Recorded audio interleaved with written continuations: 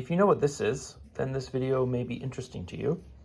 And if you don't know what it is, then watch if you like, but don't be disappointed if it didn't interest you.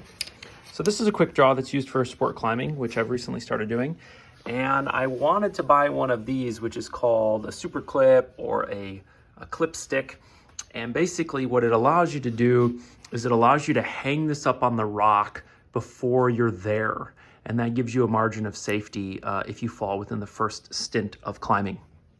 And the stick clips, or the clip sticks themselves, are, I don't know, anywhere from $60 to $200 depending on the quality.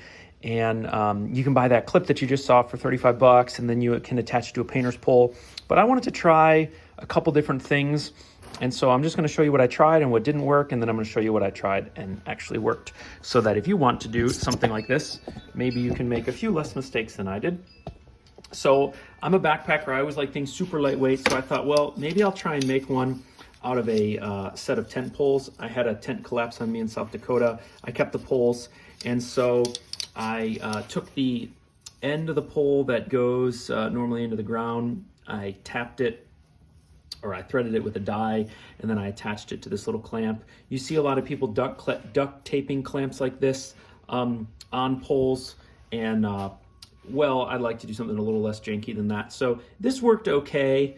It basically reaches around and it holds on to the gate like that. But I didn't like the angle that it was at, and I didn't like how reliably I couldn't get it to release and get caught again. So this works pretty good once these are snapped together. The stability is not great, but it's good enough, I think, for clipping, and it's a super lightweight option. So this can work. It did work, but I just wasn't totally happy with it. And since our approaches to the routes are relatively short, weight wasn't a super big issue, but this might be something you consider doing. You got to bend the mouth a little bit to reach past the spine of the carabiner and grab the gate, but it's kind of a fun project, and you can just attach this in various ways, but I think 2 nuts and a threaded rod through. It's aluminum. It's really easy to use a die. You could just buy a single die and match it up with some nuts that you have. So okay, so then I started to try and recreate what you just saw on the screen.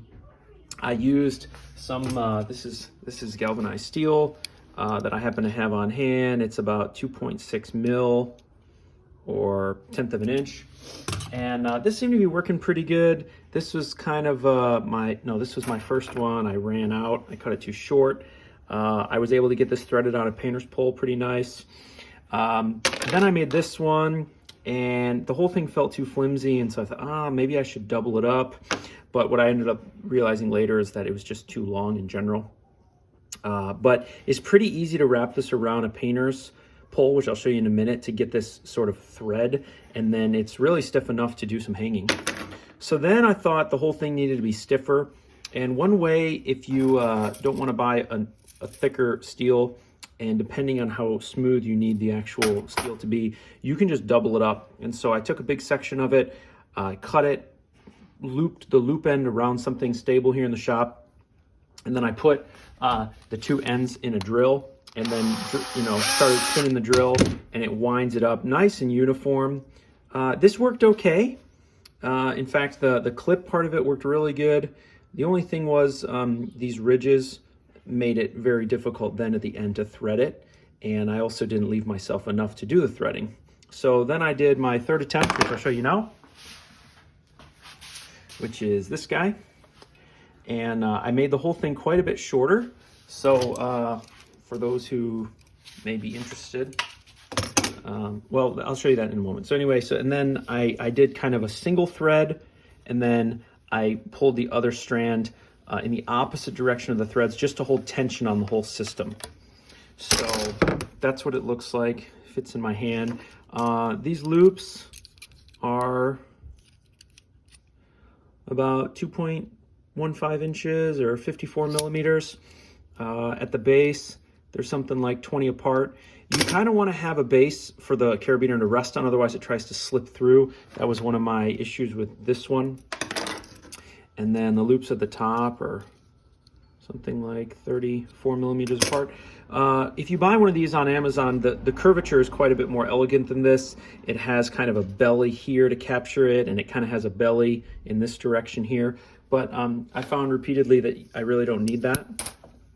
And obviously when you're out climbing, you're not using this like hundreds of times. You're just using it, I don't know, maybe 3 or 4 times, depending on how many routes you're doing. You only use it basically on the first route. And so you can kind of just manipulate it a little bit to get the beaner in there like that.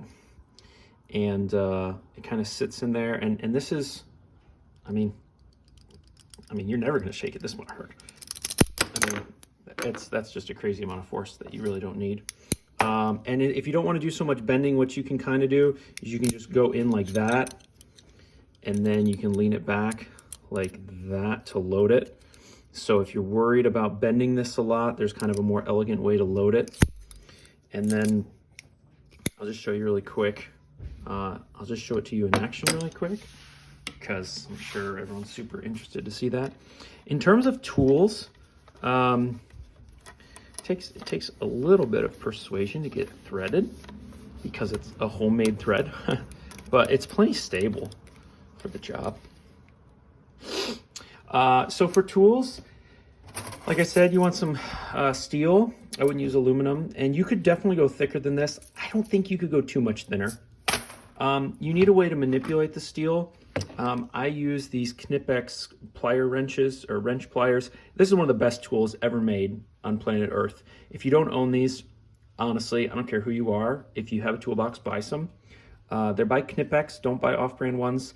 And I think this size is probably the most handy. This is, I think, 180 millimeters. This one's 250 millimeters. I also have one smaller than this that I don't really like, but I would buy the 180 millimeter ones. It's the most handy, unless you know that you're just doing major big stuff. And a quick sales pitch, basically what makes these special is that you have flat jaws, so you don't damage things. That's why I used it for here, because I didn't want to scratch up the surface, versus something like that with teeth. And it goes back and forth, so you can get all different sizes. And then the real beauty, well, actually there's several things, but one of the additional beauties is that you get this ratcheting effect. So as you squeeze down, it holds, but then you like twist it. Let's say you twist, and then you can loosen your grip and it can ratchet. Basically, because this is loose, you can basically twist, ratchet, twist, ratchet. They're the most amazing tools ever. Anyway, they're really good for manipulating the stuff without trashing it, because what you don't want to do, especially with climbing gear, is you don't want to grip it like crazy as you manipulate it, and then you're left with all of these burrs that could cut your stuff, or at least damage your stuff. Yeah, and then probably you want a vise of some sort, or an alternative would be to use a wood clamp, clamping down to a work surface like this. But yeah, so let me just show it to you. I'm not going to load it with a rope. Normally you'd have a rope in this lower carabiner. I'm not going to do that in this case, but you certainly could. And out at the rocks, you actually will. Otherwise, well, I guess you can stick clip without a rope if you want to just give yourself the first draw. So basically, yeah, you get out to the rope, or you get out to the climbing area outside, and you basically reach up, put it in there, and then just release. Oh, that's classic. I hadn't actually done it that way yet. Okay, so be careful that you don't thread the dog bone through there. I'm gonna leave this, I'm not gonna edit it out, but that's a problem in the use, not a problem in the design. So let me show you the right way to do it. I have no desire to edit out my mistakes. I mean, obviously I don't want people to have to watch garbage, but I'm also really trying hard to like keep the whole thing really like authentic and not look like, you know, this mastermind who never makes mistakes. So yeah, make sure the dog bone is outside like this and not on the inside. That'll make everything work a lot better. Whoops.